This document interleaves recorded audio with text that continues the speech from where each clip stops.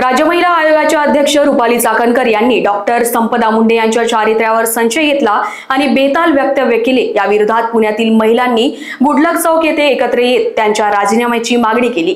यावेळी माजी नगरसेविका संगीता तिवारी, रुपाली ठोंबरे पाटील आणि महिला उपस्थित होत्या।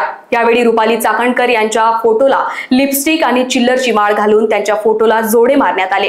राष्ट्रवादी काँग्रेस पक्षाचे नेते अजित पवार आणि सुनील तटकरे यांनी त्यांचा तातडीने राजीनामा घ्यावा अशी मागणी यावेळी करण्यात आली। यावेळी महिलांनी त्यांच्या निषेधार्थ घोषणा दिल्या आणि जर राजीनामा घेतला नाही तर येत्या काही दिवसात यापेक्षाही उग्र आंदोलन केलं जाईल असं सांगितलं। आम्ही दोघी एकाच पक्षामध्ये काम करतोय, परंतु त्यांना राज्यातील अत्यंत राष्ट्रवादी काँग्रेस पक्षाने महत्त्वाचं पद दिलं, राज्य महिला आयोगाच्या अध्यक्षा।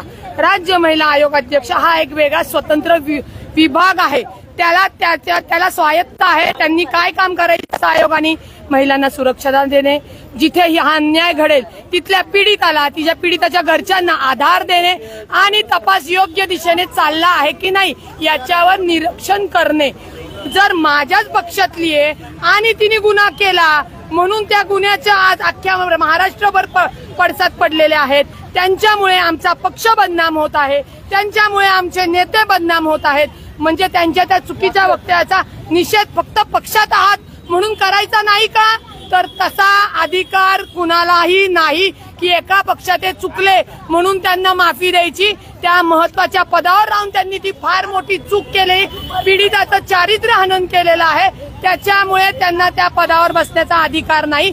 आता त्या माझ्या पक्षाच्या आहेत, त्या पक्षावर, त्या आयोगावर जर दुसरी व्यक्ती बसली असती तरी विरोध केला असता। ही कुठली लढाई जी आहे ही त्या पीडिताला न्याय देण्यासाठी आहे, तिच्या सन्मानाची आहे का? तिच्या आई घरच्यांनी मास्क लावून हे करायचं म्हणजे एक स्त्री ही सगळ्याला फेस करत असताना तिचं जिवंतपणे मानसिक शोषण करायचं, मानसिक त्रास द्यायचा आणि मेल्यानंतर तुम्ही आम्ही जिचं ते काही मानसिक शोषण करणार ते बघत राहायचं?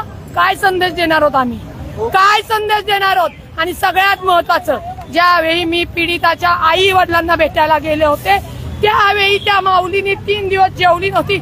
आज फक्त त्या आमच्या पक्षाच्या आहेत म्हणून त्या माऊलीने मला विचारलं की, तिच्या भावाने विचारलं, तुमच्या लेकीचा अशी आत्महत्या झाली असती आणि जर तुमच्याच पक्षातल्या लोकांनी असं चारित्र्य हनन केलं असतं तर काय केलं असतं? काय उत्तर द्यायचं आम्ही?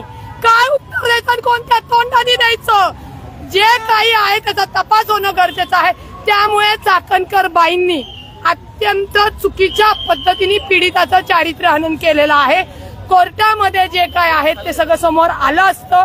यांना तपास अधिकारी आहेत, यांना पोलीस आहेत, यांना न्यायाधीश आहेत, परंतु त्यांनी ज्या पद्धतीने चारित्र्य हनन केलं त्याच्यामुळे सगळा रोष सरकारवर आला, आमच्या पक्षावर आला, आमच्या नेत्यांवर आला। परंतु मी तिथे जाऊन सांगितलं, तिथे आमचे माननीय अजितदादा यांनी त्या पीडिताच्या घरच्यांशी डायरेक्ट सांगितलेलं आहे आयोगाच्या मताशी सहमत नाही।